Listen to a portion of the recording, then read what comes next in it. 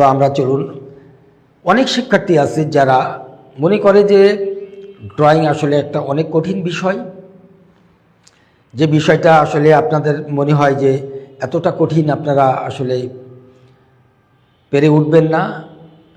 সেই জন্য আমি বলছি যে আসলে একটু চেষ্টা করলে আপনি অবশ্যই সহজে ড্রয়িংটা করতে পারবেন। আমি কিছু ছোটোখাটো বিষয় আপনাদেরকে দেখাই। আসলে একটি দৃশ্য অঙ্কন করতে গেলে, বিশেষ করে গ্রামীণ দৃশ্য যদি অঙ্কন করতে যায়, সেই দৃশ্যের আমাদের যে বিষয়গুলো থাকে সেগুলো গ্রামীণ কিছু ঘর থাকে, কিছু গাছ থাকে, নদী থাকে, নৌকা থাকে, বা বিভিন্ন ফসলের জমি থাকে। এইগুলা দিয়ে কিন্তু বেশ সুন্দর করে সাজিয়ে আমরা একটি দৃশ্য অঙ্কন করতে পারি।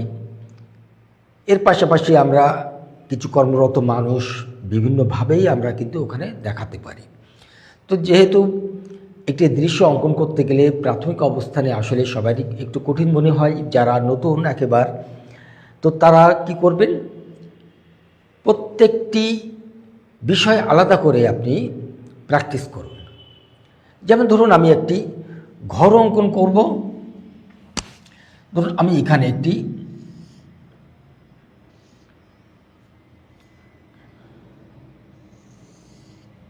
ঘর অঙ্কন করব। এই ঘরটি আমি যদি মনে করি বাইরের আরেকটা চাল দিয়ে এটাকে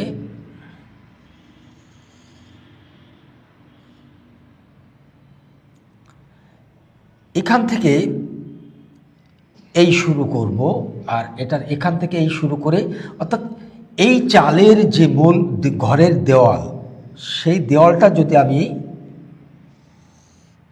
এখানে এঁকে নেই, দেখেন খুব কঠিন কিছু না। এটা হচ্ছে ঘরের চাল, এটা হচ্ছে বারান্দার চাল।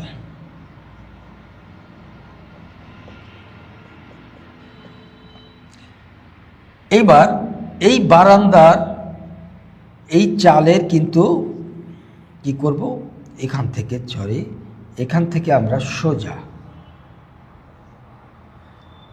এখান থেকে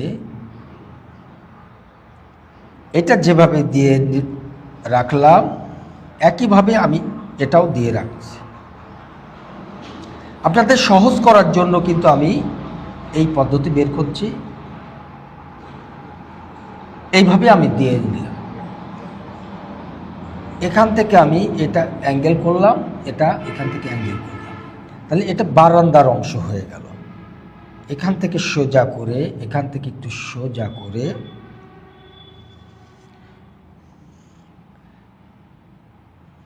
এইভাবে দিলে এটা ঘরের বারান্দা।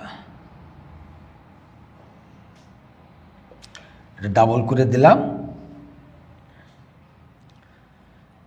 এখানে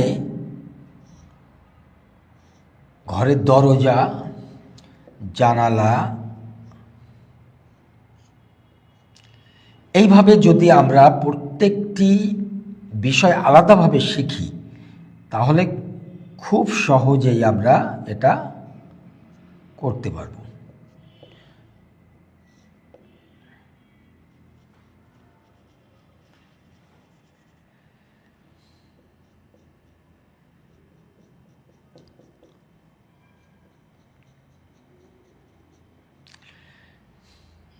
তাহলে আমরা একটা ঘর কিভাবে অঙ্কন করবেন, এটা যদি আপনি টিনের ঘর করেন তাহলে কি করবেন, টিনের এখানে ঢেউ দিয়ে দিয়ে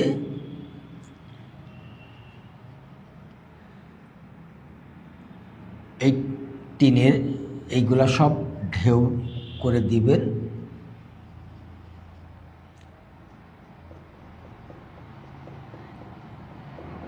অর্থাৎ এই ঘরটা যখন সোজা দেখা যায় তখন কিন্তু এই রেখাগুলি যেটা যেদিকে বাঁকা, এটা আস্তে আস্তে এই মিডিল পর্যন্ত আসবে, মিডিলে আসবে সোজা।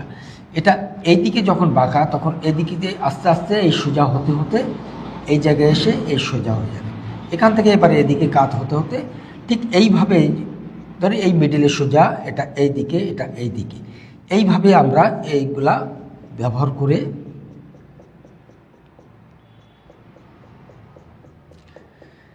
খুব সহজেই কিন্তু আমরা সুন্দরভাবে এরকম কিছু ঘর অঙ্কন করে আমরা গ্রামীণ যে ঘরগুলা সেগুলো অঙ্কন করতে পারি।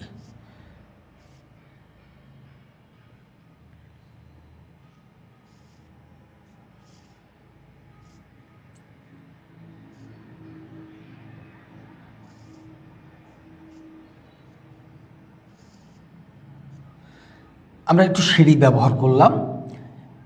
ঠিক এইভাবে আমরা যদি প্র্যাকটিস করি, প্রত্যেকটি জিনিস আলাদাভাবে প্র্যাকটিস করি, তাহলে সহজেই আমরা একটি দৃশ্য অঙ্কন করে নিতে পারি। শিক্ষার্থী বন্ধুরা, গ্রামীণ যখন ঘর অঙ্কন করব, গ্রামের কিছু কাজ আমাদেরকে বোঝাতে হবে। অর্থাৎ আমি গ্রামের কলা গাছ,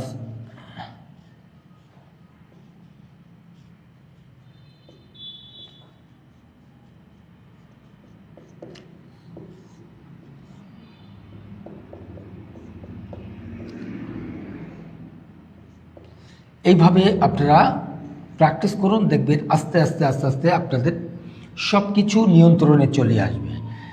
এখানে চাইলে আপনি অন্য অন্য গাছ প্র্যাকটিস করতে পারবেন।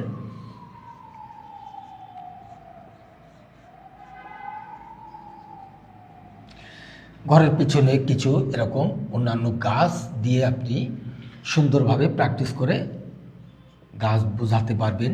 এ পাশেও কিছু এরকম।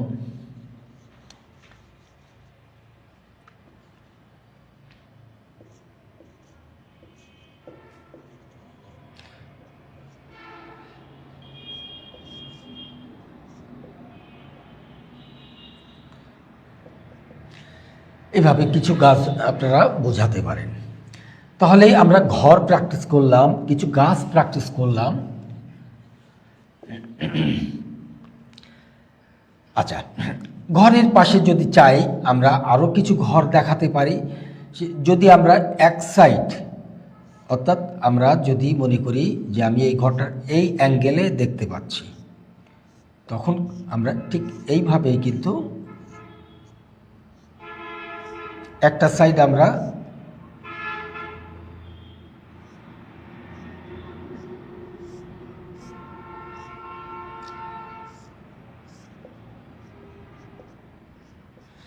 এইভাবে কিন্তু আমরা ঘরগুলা সাইড ঘর দেখাতে পারি, একটু দূরের ঘর দেখাতে পারি, পিছনে কিছু গাছ এরকম দেখাতে পারি। বিভিন্ন গাছ দেখায় বিভিন্নভাবে আমরা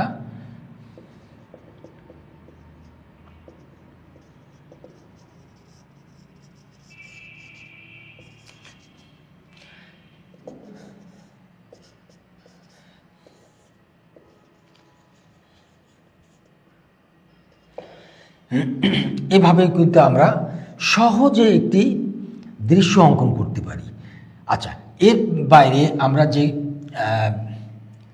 কিছু গ্রামীণ নারকেল গাছ, আমরা চাইলে নারকেল গাছ দিয়ে সুন্দর করে একটি দৃশ্যকে আরও সুন্দর করে সাজাতে পারি।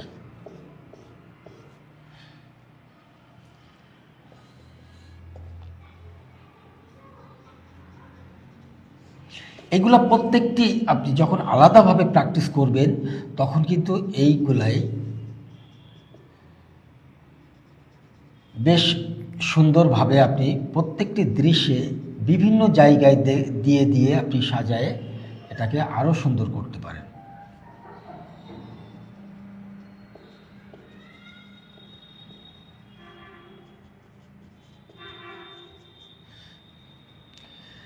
এভাবে আমরা নারকেল গাছ বা অন্যান্য গাছ, বিভিন্ন গাছ কিন্তু আমরা প্র্যাকটিস করে দৃশ্যের আমরা এইভাবে ব্যবহার করতে পারি।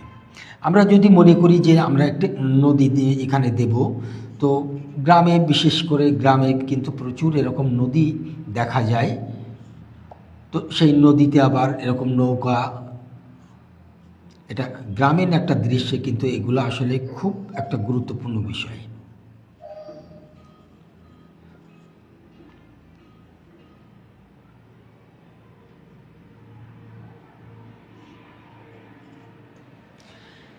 ঠিক এইভাবে আমরা যদি আস্তে আস্তে প্রত্যেকটি জিনিস আলাদাভাবে প্র্যাকটিস করি, তাহলে কিন্তু একটি দৃশ্য অঙ্কন করতে গেলে এমন কোনো বিষয় নেই যে খুব কঠিন হয়ে যাবে।